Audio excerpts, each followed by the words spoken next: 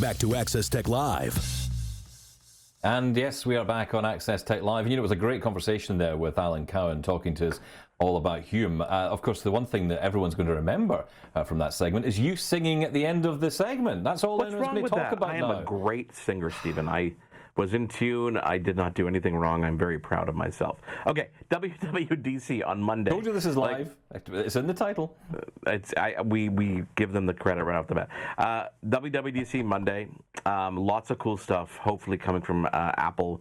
We've heard rumors, we've heard confirmations, really, but nothing's confirmed with Apple until, of course, the day comes that they've signed a deal with OpenAI to use their large language model across the operating system, which I think is a smart move from Apple because, from what we understand, they're just not ready to launch their own. But they also realize that now's the time. Like, this has been a couple years now that we've been waiting and hearing nothing about it. Their tune was a bit changed a couple of months ago when they announced the iPads, or about a month ago, and they started saying AI a lot. So Monday, we're going to find out what and how they're going to put an AI focus on iOS 18 and really all the operating systems across their software. But what do you want to see when it comes to AI in WWDC, Stephen? Well, I hear what you're saying about OpenAI and the partnership. I have a view on this that is that they will introduce some kind of upgraded Siri. That's what we're all looking for, I think. Yeah. Because Siri is generally terrible. And, you know, I mean, it's so funny, right? I try and call you and I'll say, call Marc on mobile. And it'll say, Marc is not in Mobile, Alabama. And I'm like, yeah, I know, but that's not the question I was asking you. Could you just call him, please? So it's things like that. You know, in 2024, it should be so much better than that. And I believe they are going to completely gut the engine of Siri and give a whole new engine to that. That's the idea. Whether that'll be powered by OpenAI, I don't know. Because, you know, one thing about Apple, and the one thing I am most excited about when it comes to this improvement in AI from Apple is privacy. They are going to be focused so heavily on privacy. How that will work into and weave into OpenAI and concerns people have around privacy from their end, I don't know. So I think it's going to be a partnership approach where we'll see an upgraded Siri, and then perhaps for on the web stuff and reaching out to the net, that is where OpenAI will feature in. What I'm looking for, though, is, yes, that improved Siri. I am really focusing in, if I'm honest, on the watch. I think the Apple Watch could be the winner here for Apple if they get this right. Having that on wrist device that you can walk around with and you can talk to a very useful assistant, I think is really what every company seems to be going after. That's what Humane is trying to do with the Pin. That is what Rabbit are trying to do with the R1. So, you know, it'd be really interesting to see Apple do this. You know, you don't have to go out and buy another device unless, of course, you don't have an Apple Watch. You might have to go and get one. But, you know, if you have an Apple Watch, suddenly that device comes to life in a whole new way, and that really appeals. It's interesting you say that, but at the same time, we haven't seen an upgrade to the Apple Watch in a bit. So I'm wondering if it's even capable of handling some of the stuff that you're thinking about. I'm looking forward to seeing just kind of AI creeping its way into various applications and software across the operating system. You know, we've seen, I use Outlook for my mail and I use Microsoft stuff, and I've seen, you know, things like Copilot suggestions in email, better, you know, voice to text kind of use where you can really control stuff a little bit more intuitively. Siri, I mean, obviously that's a no-brainer. That has to improve if they want to compete in some way, shape, or form. But I'm thinking of things like, imagine Final Cut, or imagine just any document on your computer. To be able to use AI to automatically tag photos and determine what's in your photos, for example. You know, if I want to find a photo, I'm like, oh, what was that car I had 20 years ago, that rental car I had in Florida 7 years ago, you know? And I could search for things like that a little bit more intuitively, and things that will save me time overall, that will not make me bogged down with going through thousands of photos. Those are the time-saving type tools I think that people will definitely gravitate towards. And they're things that you don't need necessarily modern-day AI to do, but they're small things that I think fit into that AI category. Yeah, making things more efficient. And Siri was always intended to be that efficient assistant across not just the Apple Watch and the iPhone, but also on the Mac as well. And it hasn't quite gotten there yet. Now, of course, your mileage varies on Siri depending on what you do with it. You know, if you want to know the time, she's fantastic at that. Yeah, but anything really else, good at terrible.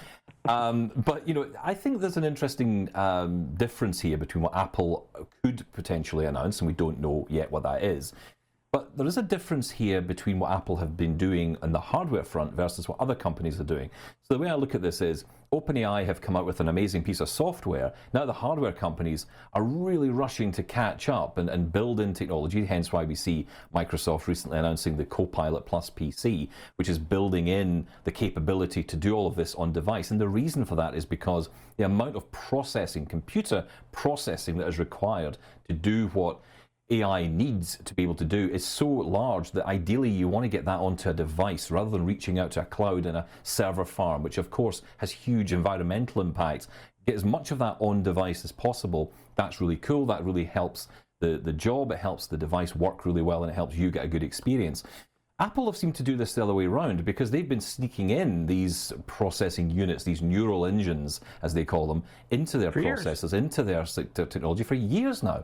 So a lot of that capability on the hardware front is there. Now we just need to see Apple bring in the software to it. And I think you'll find that a lot of devices people already own today will actually work with all of this tech.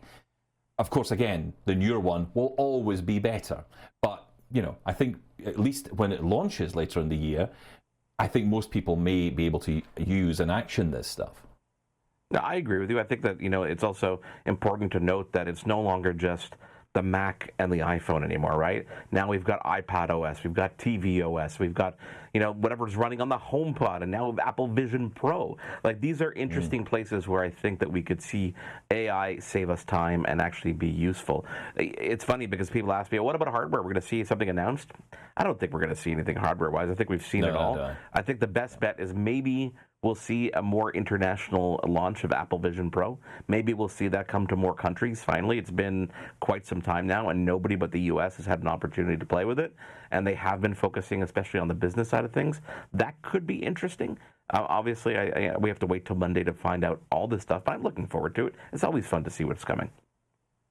Yeah, I mean, I'm less bothered about the Vision Pro because I'd much rather see improvements come across to, you know, macOS. And, you know, when I think about accessibility on the Mac or on the iPhone or on the Apple Watch and across devices, I want to see that improve. And I think that an updated AI could actually bring in some of that because, again, it's about efficiency, right? You know, AI in its current form is pretty much us talking out loud to a system. Of course, you can type to it as well. But ultimately, I can have a conversation with my device. That makes this whole thing so much more accessible. So if I can say, for example, hey, you know, I nearly said the name because I don't want it to do this, but let's just say Lady S over here, you know, book me an Uber to take me into town tomorrow at 3 p.m. You know, that is what I want to be able to do. Now, you know, that means I don't have to try and get into that app. I don't have to rely on the app accessibility. I can just get straight to where I'm going. So, you know, accessibility kind of comes with this new form of AI. And I think it could be a really interesting time if it develops in this way. But of course, we don't know yet. We'll know on Monday, finally. Hardware obviously is ready for it. I'm holding in my hand, Stephen, the new iPad Pro with nanoglass that I'm holding up to the screen. Nice. You know, you have got the 13-inch iPad Air. I know you got that for whatever reasons. I wanted to talk about a little bit about them because there are some significant changes, but at the same time, when it comes down to the software, we're kind of waiting, right? We're waiting for WWDC. So this kind of ties in well to the conversation. What strikes you as new and exciting about that iPad Air that you bought? And do you think it's worth upgrading to from someone who maybe has last year's model? Well, this is always an interesting conversation, especially from my perspective in the blindness community. There's not a lot of love for the iPad. You know, for a lot of us, it feels just a little bit like too much screen real estate. When you're rolling your finger around the screen to find something, you know, having a smaller screen is better. You're more likely to find what you're looking for. A larger screen is more challenging. However, for low vision people, this is an amazing device. And, you know, for my wife and I, you know, we've been on holiday. We have tons of pictures and videos, and we want to be able to get up close and look at those. You know, this is where I feel this device could be cool. I chose the M2, which is the processor inside this, and I'm holding it up to the camera for everyone to see right now. But this is the M2 iPad Air. And it has a beautiful denim blue case on it. I love blue. Everyone knows I love the color blue. I don't know why I love it so much, but I do. Yeah. I'm opening it up, and of course, you will notice, those of you eagle-eyed amongst you, that the time on this is showing as the UK time, because I am in the UK at the moment. But this device is, you know, 13 inches in size. It is a big iPad. It's not as thin as the new iPad Pro, that's for sure. It's very similar to the previous generation iPad Airs in terms of thickness. It has that very robust design design, though, and the full-size screen. Of course, the camera is in that lovely position in top center, which is fantastic for video calls. It is an amazing device. The processor inside, if I'm totally honest, everyone gets really excited about this. This week, there was a lot of articles around the fact this new iPad Air is not quite as powerful as people thought it was going to be. It didn't have enough cores in it and whatever else. Do you know what? It doesn't really matter, because what hampers this device and what hampers iPads generally is the software on board. It's not running Mac OS, it's running iPad OS, which is a rebuild essentially of what iPhone is running. It's a bigger version of an iPhone essentially, and it's not running tools that would allow you to be able to turn this into, I would say, and this is my opinion, into a device that you can dedicate as your everyday computer. I see so many people who've tried to take this out on the road and say, okay, I'm just going to use the iPad, that's all I'm going to use. Yeah. And then immediately they have to reach for a MacBook or reach for something else to be able to get the job done. So, I think in terms of capability, this is a perfectly decent machine. This is a good machine for getting stuff done. Yeah. What you've got there, though, with the iPad Pro is way more capable with that M4 processor, and I wonder if that gives us any clue as to what's coming down the line. Well, I mean, it's definitely more capable, and we know that there's a lot of AI on board the device. It's definitely strikingly thin, Stephen. I'm holding it up to the camera, and when I get it at the perfect angle, you can almost hardly see it on the screen.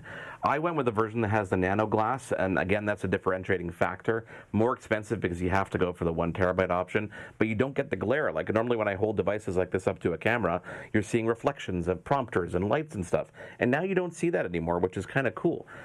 So I really do like it. Can I be perfectly honest, though? In terms of upgrading from last year's model, I don't see much of a difference. It doesn't seem much faster. It's definitely lighter, so if you want to go for that, that might be a reason to upgrade.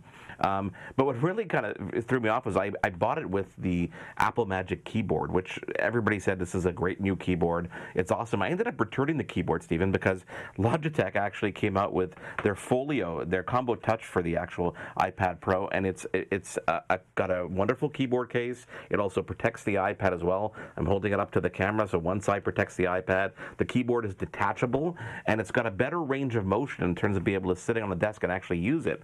And it's got everything that the Magic Keyboard has for about $100 less. A giant trackpad, a row of function keys, everything lights up, and it's a lot lighter and easier in the hand.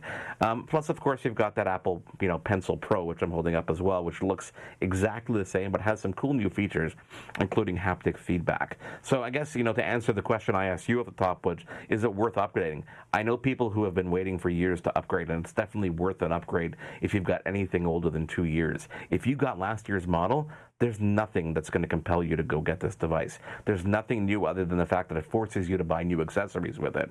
So it's an interesting offering from Apple. I'm curious to see again how WWDC changes that narrative with the software that's going to be on it. I don't expect it to be a desktop replacement or even a laptop replacement, but we'll find out soon enough. But nice hardware as usual from Apple, good design and some cool features. But again, don't go out and spend $2,000 if you have something in the last couple of years. Yep, I'd agree with that. And the iPad Air, I think 13-inch, a great device, great size, and if you're looking for something, because it is a new form factor for the iPad Air, definitely worth considering if you're looking for that larger screened iPad. Okay, coming up, we got to get to your answers to the question of the day, or question of the week, rather, with WWDC a week away. What do you hope to see from Apple at this year's Developers Conference?